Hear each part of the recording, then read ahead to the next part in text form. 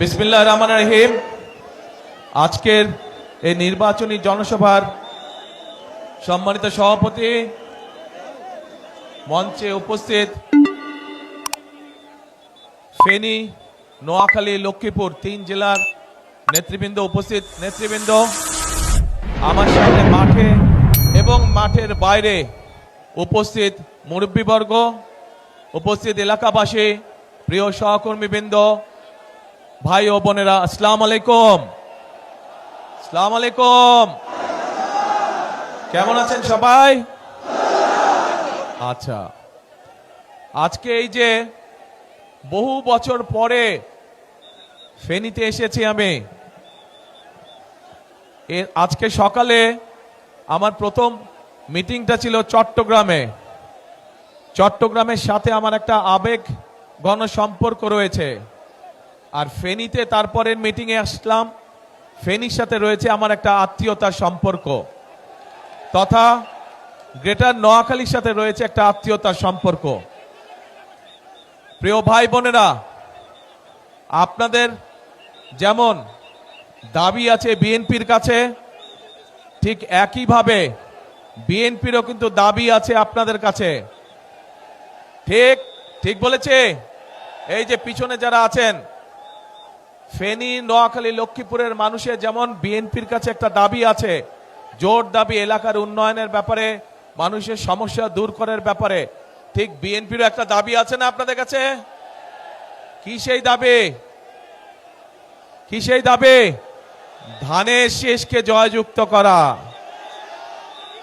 ধানের শীষকে জয়যুক্ত করা। এখন প্রিয় ভাই বোনেরা, আমরা রাজনীতি করি, আমরা রাজনীতি করি কাদের জন্য? দেশের মানুষের জন্য আমরা রাজনীতি করি। স্বাভাবিকভাবেই আমরা যখন দেশের মানুষের জন্য কাজ করতে চাইব, তখন আমাদের পরিকল্পনা থাকতে হবে। আমরা যা বলবো, আমরা আপনাদের সামনে চেষ্টা করব সেই কাজগুলো বাস্তবায়ন করার জন্য। কারণ আমরা মনে করি জনগণই হচ্ছে বিএনপির সকল রাজনৈতিক ক্ষমতার উৎস। সেই জন্যই প্রিয় ভাই বোনেরা, আপনারা দেখেছেন যে যখন আমি এই দেশে আসলাম প্রায় 17 বছর পরে, স্বৈরাচারের পতনের পরে, তখন কিন্তু আমি একটি কথা বলেছিলাম যে আমি দেশের মানুষের জন্য কিছু পরিকল্পনা তৈরি করেছি। সেই পরিকল্পনাগুলি হচ্ছে কিভাবে, একটি পরিকল্পনা হচ্ছে যে কিভাবে দেশের যে নারী সমাজ আছে, বিশেষ করে গ্রাম অঞ্চল সহ শহর অঞ্চলের যে যারা পরিশ্রম করে খেটে খাওয়া মানুষ, এই মানুষগুলোর ভেতর পরিবারগুলোর মধ্যে নারীদের জন্য একটি ফ্যামিলি কার্ড আমরা দিতে চাই। যেই ফ্যামিলি কার্ডের মাধ্যমে প্রতি মাসে প্রত্যেক গৃহিণী সরকারের পক্ষ থেকে একটি অল্প হলেও একটি সহযোগিতা পাবে। কেউ কেউ বলছে যে এই অল্প সহযোগিতা কি সংসার চলবে? আমরাও জানি চলবে না, কিন্তু 4 সপ্তাহে, 1 মাসে 4 সপ্তাহ, অন্তত 1 সপ্তাহের সহযোগিতাও যদি আমরা করতে পারি সরকারের পক্ষ থেকে, তাহলেও তো অনেক মানুষের জন্য সেটি একটি অনেক বড় সুবিধা, তাই নয়? রাইট। তারপরে আসেন, আরেকটি পরিকল্পনা গ্রহণ করেছি। ঠিক আমরা গৃহিণীদেরকে যেমন ফ্যামিলি কার্ড দিতে চাই, ঠিক একইভাবে আমরা আমাদের কৃষক ভাইদের পাশে দাঁড়ানোর জন্য আমরা কৃষক ভাইদেরকে একটি কৃষক কার্ড দিতে চাই। এই কৃষক কার্ডের মাধ্যমে আমরা সার, কীটনাশক ঔষধ, বীজ, এটি আমরা কৃষকদের হাতে সরাসরি পৌঁছে দিতে চাই। প্রিয় ভাই বোনেরা, এর বাইরে এই যে মজনু একটু আগে বলল যে ফেনীতে একটি মেডিকেল কলেজ দরকার, ইনশাল্লাহ আমরা মেডিকেল কলেজ করব, কিন্তু একই সাথে আমরা আপনারা যাতে চিকিৎসা সুবিধা পান, বিশেষ করে গ্রামের মানুষ, বিশেষ করে মহিলা এবং নারীরা এবং শিশুরা যাতে করে চিকিৎসা সুবিধা পায়, তার জন্য আমরা সারা দেশে গ্রামে গ্রামে হেলথ কেয়ারের আমরা দিতে চাই। এই হেলথ কেয়ারটা কি? এখানে অনেক মুরব্বী উপস্থিত আছেন। আপনাদের মনে আছে শহীদ জিয়ার সময় পল্লী চিকিৎসক ছিল না? পল্লী চিকিৎসক নাম শুনেছেন? কারাগারে শুনেছেন? হাত তুলেন থেকে। এই তো পল্লী চিকিৎসক, ওই যে পিছন দিকে পল্লী চিকিৎসক নাম শুনেছেন? এই জনসভার পিছন দিকে, এই যে রাস্তার ওখানে সাইডে, আপনারা শুনেছেন পল্লী চিকিৎসক? আচ্ছা, এই পল্লী চিকিৎসকের মতন, ধন্যবাদ, হাত নামান। এই পল্লী চিকিৎসকের মতন আমরা হেলথ কেয়ারে দিতে চাই, যাদের কাজ হবে ঘরে ঘরে মা বোনদের কাছে স্বাস্থ্য সেবা যাতে পৌঁছে দিতে পারে, যাতে করে ছোটখাটো অসুখ বিসুখের চিকিৎসা এই হেলথ কেয়ারের মা বোন এবং শিশুদেরকে ঘরে ঘরে গিয়ে সেবা দিবে। তাদেরকে কষ্ট করে আসতে হবে না হাসপাতালে, যদি বড় কোনো, আল্লাহ না করুক, বড় কোনো অসুখ বিসুখ না হয়। এরপর আমরা আরেকটি কর্মসূচি পালন করতে চাই। প্রিয় ভাই বোনেরা, আপনাদের মনে আছে এই 1 বছর, সোয়া বছর আগে হঠাৎ করে একটা বন্যা আসলো, ফেনী নদীর পানি দিয়ে আসলো না? আপনারা বহু মানুষের, এই ফেনী, লক্ষ্মীপুর, তারপরে নোয়াখালীর বহু অঞ্চল, বহু মানুষের ঘর বাড়ি নষ্ট হয়ে গেল, জমির ফসল নষ্ট হয়ে গেল, গবাদি পশু, হাঁস মুরগি নষ্ট হয়ে গেল, হয়েছে না? আমরা সারা দেশে খাল খনন শুরু করতে চাই। খাল খনন করবেন আপনারা? কি ভাই, পিছনে যারা আছেন খাল খনন করবেন? এই যে পিছনে দেখি না তো, ওই যে খাল খনন করতে চান? তাহলে আমরা খাল খনন করবো ইনশাল্লাহ। খাল খনন করলে কি উপকার হবে এলাকার মানুষের? কি ভাই, হবে? আচ্ছা ইনশাল্লাহ, তাহলে আমরা খাল খনন করব। ঠিক একইভাবে আরেকটি পরিকল্পনা আছে আমাদের। সেই পরিকল্পনাটি হচ্ছে, আমাদের সমাজে বহু তরুণ এবং যুবক আছে, যুব সমাজের, এদের অনেকেরই চাকরি বাকরি কর্মসংস্থানের ব্যবস্থা নেই। আমরা এই মানুষগুলোর জন্য চাকরি বাকরি কর্মসংস্থানের ব্যবস্থা করতে চাই। তার জন্য আজকে চট্টগ্রামে বলেছি, আপনারা শুনেছেন ইপিজেড আছে চট্টগ্রামে, এরকম ইপিজেড চট্টগ্রামে যেমন হয়েছে শহীদ জিয়ার সময়, দেশনেত্রী খালেদা জিয়ার সময়, ঠিক একইভাবে এরকম ইপিজেড ইনশাল্লাহ আমরা ফেনী অঞ্চলেও নিয়ে আসতে চাই, যাতে করে এই এলাকার মানুষ সেই সব মিল ফ্যাক্টরিতে চাকরি সংস্থান করতে পারে।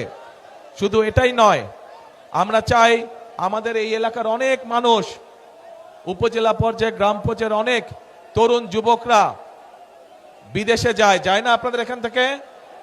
কিন্তু এই মানুষগুলাকে যদি একটু ট্রেনিং দেওয়া যায় বিভিন্ন বিষয় এবং ভাষা শিক্ষা দেওয়া যায়, তাহলে আপনাদের এই যে বিদেশে যান, তার জন্য আরো ভালো বেতনের ব্যবস্থা করা যায়, ভালো বেতনের চাকরি আপনারা সংস্থান করতে পারবেন। সেজন্য আমরা চাই আমাদের তরুণ যুবকদেরকে বিভিন্ন রকম ট্রেনিং দিয়ে এবং ভাষা শিক্ষা দিয়ে আমরা তাদেরকে বিদেশে পাঠাতে চাই। তাতে তারও লাভ হবে, দেশেরও লাভ হবে, কারণ সে তখন ভালো বেতনের চাকরি করতে পারবে এবং একই সাথে সে দেশের জন্য বেশি পরিমাণ বৈদেশিক মুদ্রা পাঠাতে পারবে, যা দিয়ে আমরা দেশের মানুষের জন্য মিল কারখানার ব্যবস্থা করতে পারবো। প্রিয় ভাই বোনেরা, এই যে যেই পরিকল্পনাগুলো আপনাদের সামনে তুলে ধরলাম, এই পরিকল্পনাগুলো কি আপনারা মনে করেন এগুলো বাস্তবায়ন করতে পারলে দেশের মানুষের ভাগ্যের পরিবর্তন ঘটবে? কি মনে করেন আপনারা? পরিকল্পনাগুলো ঠিক আছে কি ভাই বোনেরা? পরিকল্পনা ঠিক আছে? আচ্ছা ঠিক আছে। তো পরিকল্পনা যদি এখন ঠিক থাকে, পরিকল্পনা যদি ঠিক থাকে, তাহলে এই পরিকল্পনা, আস্তে আস্তে কথা শুনতে হবে তো, কথা শুনতে হবে তো, কথা শুনতে হবে। এই পরিকল্পনা যদি বাস্তবায়ন করতে হয়, তাহলে তো আপনাদের সাহায্য না হলে, আপনাদের সহযোগিতা না থাকলে তো আমরা এই পরিকল্পনা বাস্তবায়ন করতে পারবো না। আপনাদেরকে সহযোগিতা করতে হবে, অর্থাৎ আপনাদের সমর্থন ধানের শীষের পক্ষে থাকতে হবে। আপনারা যদি ধানের শীষের পক্ষে সমর্থন দেন, ধানের শীষ নির্বাচিত হলে আগামী 12 তারিখের নির্বাচনে তাহলেই যেই পরিকল্পনার কথাগুলো আপনাদের সামনে বলেছি, এই পরিকল্পনাগুলো আমরা বাস্তবায়ন করতে পারবো। প্রিয় ভাই বোনেরা, আপনারা দেখেছেন সারা দেশের মানুষ সাক্ষী আছে কিভাবে গত 15 বছর মানুষের কথা বলার অধিকারকে দাবিয়ে রাখা হয়েছিল, কিভাবে মানুষের ভোটের অধিকারকে দাবিয়ে রাখা হয়েছিল। প্রিয় ভাই বোনেরা, 2024 সালের 5ই আগস্ট ছাত্র জনতার আন্দোলনের মুখে সেই স্বৈরাচার পালিয়ে যেতে বাধ্য হয়। আজ একটি পরিবর্তনের সময় এসেছে।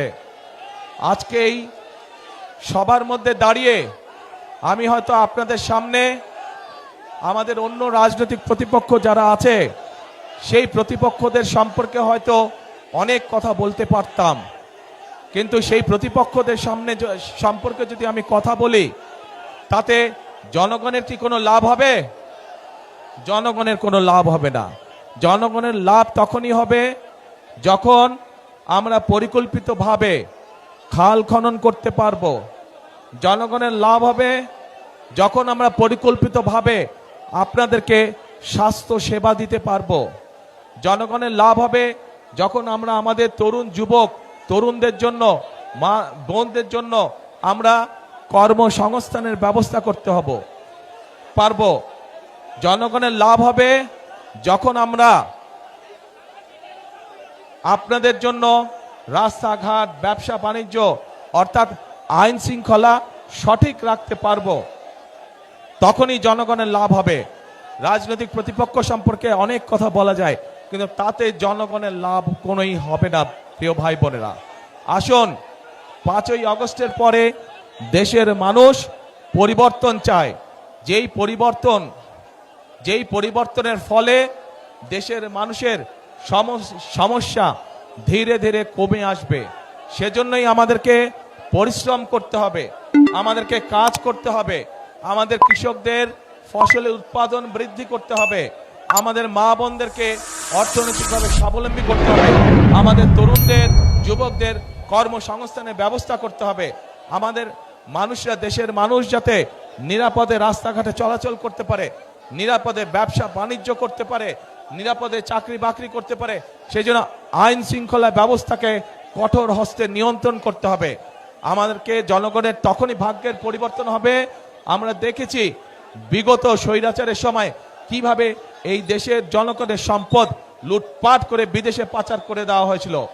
আমরা যে সকল পরিকল্পনা আপনাদেরকে বললাম, এগুলো আমরা তখনই বাস্তবায়ন করতে পারবো, এবং এইসব পরিকল্পনা জনগণের ভাগ্যের পরিবর্তন তখনই করতে পারবে যখন আমরা এই যে দুর্নীতির লাগাম টেনে ধরতে পারবো। তখনই আমরা এইসব পরিকল্পনা বাস্তবায়ন করতে পারবো। এবং এই সকল পরিকল্পনা বাস্তবায়ন করতে হলে, জনগণের জন্য আইন শৃঙ্খলা ব্যবস্থা কঠোর হস্তে নিয়ন্ত্রণ করতে হলে, দুর্নীতির লাগাম টেনে ধরতে হলে, প্রিয় ভাই বোনেরা, আপনাদেরকে আগামী 12 তারিখে ধানের শীষকে নির্বাচিত করতে হবে। কারণ যে পরিকল্পনার কথাগুলো আপনাদের সামনে আমি তুলে ধরলাম, এই পরিকল্পনাগুলো হচ্ছে ধানের শীষের পরিকল্পনা। আমরা অতীতেও দেখেছি যে ধানের শীষ যতবার দেশ পরিচালনার সুযোগ পেয়েছে, সেই শহীদ রাষ্ট্রপতি জিয়া রহমানের সময় দেখেছি, সেই দেশনেত্রী খালেদা জিয়ার সময় দেখেছি যে মানুষের ভাগ্যের পরিবর্তন ধীরে ধীরে হয়েছে। কাজেই ইনশাআল্লাহ আগামীতে আপনারা আবার ধানের শীষকে নির্বাচিত করলে, ধানের শীষ সরকার গঠনে সক্ষম হলে, আল্লাহর রহমতে আমরা আবার খালেদা জিয়ার রেখে যাওয়া কাজগুলো আমরা আবার চালু করব। শহীদ জিয়ার রেখে যাওয়া কর্মসূচিগুলো আমরা আবার চালু করব, যাতে করে দেশের মানুষের ভাগ্যের পরিবর্তন হয়। প্রিয় ভাই বোনেরা, কথা একটাই, একটু প্রথমেই বক্তব্যের বলেছি যে লক্ষ্মীপুর, নোয়াখালী এইখানকার মানুষের যেমন বিএনপির উপরে একটা হক বা দাবি আছে, ঠিক বিএনপিরও এই 3 জেলার মানুষের উপরে একটা হক বা দাবি আছে। কি সেই দাবি? ধানের শীষকে নির্বাচিত করা। কারণ এটা খালেদা জিয়ার এলাকা, খালেদা জিয়া এই এলাকার সন্তান, খালেদা জিয়া এই এলাকার মেয়ে। স্বাভাবিকভাবেই ধানের শীষ নির্বাচিত হলে খালেদা জিয়ার সম্মান বৃদ্ধি পাবে। এবং আমি মনে করি এই এলাকার মুরব্বী সহ, মা বোনেরা সহ, তরুণ যুবক সহ, তরুণরা সহ সকলেই তাদের এলাকার সন্তান খালেদা জিয়ার সম্মান আসমানের উপরে তুলে ধরবে ইনশাআল্লাহ। প্রিয় ভাই বোনেরা, আসুন 12 তারিখে আমরা গণতন্ত্রকে পুনঃপ্রতিষ্ঠিত করি। কারণ গণতন্ত্র যদি পুনঃপ্রতিষ্ঠিত হয়, দেশে যদি জবাবদিহিতা থাকে, যদি আপনার নির্বাচিত জনপ্রতিনিধি থাকে, তাহলেই একমাত্র এলাকার সমস্যার সমাধান করা সম্ভব হবে। বিগত 15 বছর ধরে সারা বাংলাদেশের কোথাও কোনো সত্যিকার অর্থে জনপ্রতিনিধি ছিল না, এবং যেহেতু সত্যিকার অর্থে জনগণের প্রতিনিধি ছিল না, সে কারণেই দেশের আজকে এই অবস্থা। আমরা দেখেছি কিছু সংখ্যক মানুষের ভাগ্যের পরিবর্তন হয়েছে, কিন্তু 98% মানুষের ভাগ্যের কোনো পরিবর্তন হয় নাই। আমাদের কাজ হচ্ছে গ্রামের, দেশের খেটে খাওয়া মানুষের ভাগ্যের পরিবর্তন করা। আপনারা গণতন্ত্রের বুনিয়াদ যদি শক্তিশালী করতে হয়, তাহলেই একমাত্র সম্ভব জনগণের অংশগ্রহণের মাধ্যমে গণতন্ত্রের বুনিয়াদ শক্তিশালী করা। এবং গণতন্ত্রের বুনিয়াদ যত শক্তিশালী হবে, তত মানুষের ভাগ্যের পরিবর্তন হবে। প্রিয় ভাই বোনেরা, আমরা বিশ্বাস করি এই দেশকে যদি এগিয়ে নিতে হয়, বাংলাদেশের মানুষ যেভাবে এই দেশকে কল্পনা করে, বাংলাদেশের মানুষ তাদের সামনে এই দেশের সম্পর্কে যে প্রত্যাশা, সেই প্রত্যাশা তখনই বাস্তবায়ন করা সম্ভব আমরা যারা গণতন্ত্রে বিশ্বাস করি, আমরা সকলে যদি ঐক্যবদ্ধ থাকি, তাহলেই একমাত্র সম্ভব বাংলাদেশের প্রত্যাশিত বাংলাদেশকে গড়ে তোলা। এবং সেই প্রত্যাশিত বাংলাদেশ গড়ে তুলতে হলে আপনাদের সকলের সহযোগিতা প্রয়োজন। আপনাদের সহযোগিতাই একমাত্র পারে একটি সুন্দর ভবিষ্যৎ বাংলাদেশ গড়ে দিতে। সেজন্যই আমি সবসময় একটি কথা বলি, করব কাজ, কে করব কাজ, গড়ব দেশ, সবার আগে বাংলাদেশ। আবার বলি, করব কাজ, সবার আগে বাংলাদেশ। প্রিয় ভাই বোনেরা, এই যে এখানে দাঁড়ান তো, আপনারা সামনে আসেন সবাই, আপনারা প্রার্থীরা সব এখান দিয়ে দাঁড়ান, দাঁড়ান এখান দিয়ে, এটা লাগবে না, সরি এটা লাগবে না। এই যে এই মানুষগুলোকে আমি আপনাদের কাছে দিয়ে গেলাম, এদেরকে আপনারা 12 তারিখের ভোটে ধানি শীষে ভোট দিয়ে জয়যুক্ত করবেন। তাদেরকে জয়যুক্ত করলে তারা আপনাদের কাছে জবাবদিহি করতে বাধ্য থাকবে। এলাকার সমস্যার সমাধানের জন্য তাদের কাছে যাবেন, তাদের সাথে কথা বলবেন, তাদেরকে বলবেন এলাকার সমস্যার সমাধান করতে। বিএনপি ইনশাআল্লাহ জয়যুক্ত হলে, বিএনপি সরকার গঠন করলে এই এলাকার সমস্যার সমাধানের জন্য আমরা কাজগুলো শুরু করব। প্রিয় ভাই বোনেরা, কথা একটাই, আমাদেরকে দেশকে গড়তে হবে।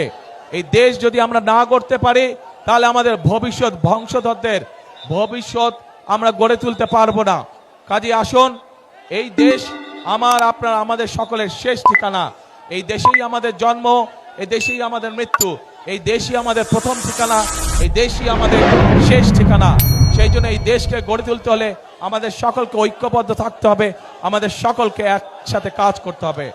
প্রিয় ভাই বোনেরা, বিগত 15 বছর যেমন আপনাদের ভোটের অধিকার কেড়ে নেওয়া হচ্ছিল জোর করে, এখন যখন আবার গণতন্ত্রের ভিত্তি, গণতন্ত্রের চলার পথ শুরু হয়েছে, তখন একটি মহল কিন্তু ষড়যন্ত্র শুরু করেছে। কাজেই আপনাদের সকলকে অনুরোধ করব চোখ কান খোলা রাখার জন্য, যাতে আবার আপনাদের ভোটের অধিকার, কথা বলার অধিকার কেউ ষড়যন্ত্র করে কেড়ে নিয়ে যেতে না পারে। ভোটের দিন কখন যাবেন ভোট দিতে? কি ভাইরা, কখন যাবেন ভোটের দিন? এইবার ভোটের দিন যারা যারা তাহাজ্জুদ পড়েন না, তাহাজ্জুদের ওয়াক্তে উঠতে হবে। যারা পড়েন তাহাজ্জুদ ঠিক আছে, তারা তো পড়েনি, তাহাজ্জুদ ঘরে পড়ে আর যার যার ভোট কেন্দ্রে যাবেন। ভোট কেন্দ্রে গিয়ে ওখানে ভোট কেন্দ্রের সামনে ফজরের জামাত নামাজ আদায় করবেন জামাতে করে। তারপর 7টা থেকে ভোটের লাইনে দাঁড়িয়ে যাবেন, একদম হিসাব নিকাশ বুঝে তারপরে ঘরে ফিরবেন।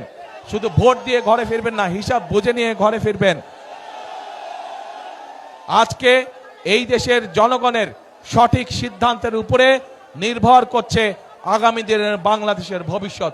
ইনশাআল্লাহ আমরা যদি সকলে ঐক্যবদ্ধ থাকি, আমরা যদি সকলে একসাথে থাকি, ইনশাআল্লাহ আমরা আমাদের প্রত্যাশিত বাংলাদেশ গঠনের কাজ শুরু করতে পারবো। আল্লাহ হাফেজ। বাংলাদেশ জিন্দাবাদ, বাংলাদেশ জাতীয়তাবাদী জিন্দাবাদ। আসসালামু আলাইকুম। আপনাদের সাথে আবার দেখা হবে ইনশাআল্লাহ। আসসালামু আলাইকুম।